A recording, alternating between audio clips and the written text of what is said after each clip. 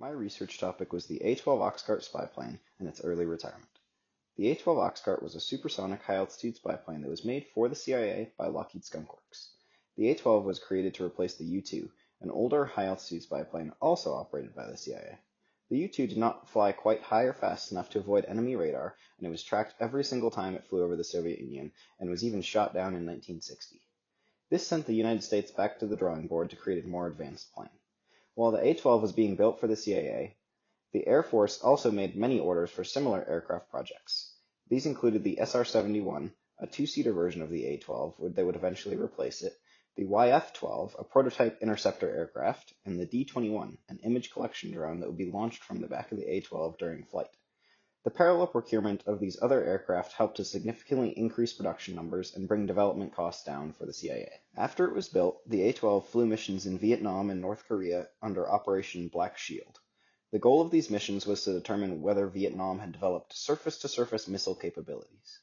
These missions involved taking pictures of possible missile sites by performing flight passes over the country. In Vietnam, a single flight pass would take the A-12 only 6 minutes, as it was able to fly over Mach 3.2.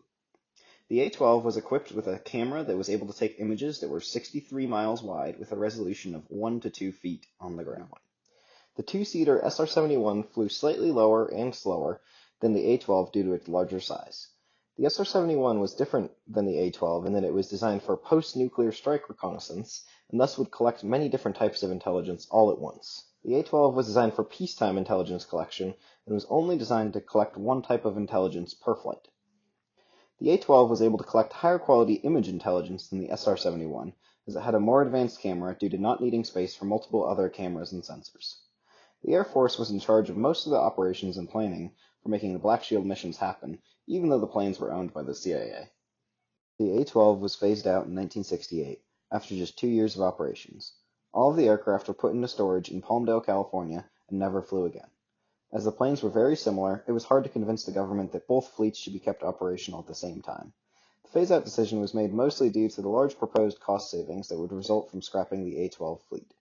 In addition to its technical advantages, the A-12 offered the political advantage in that it was a non-military aircraft operated by quote-unquote civilians, so if detected, it would be less likely to be seen as a military aggression during peacetime. The government did not believe that the preservation of civilian-run image collection intelligence was important enough to justify the cost, and the A-12 was scrapped to make way for the famous SR-71 Blackbird.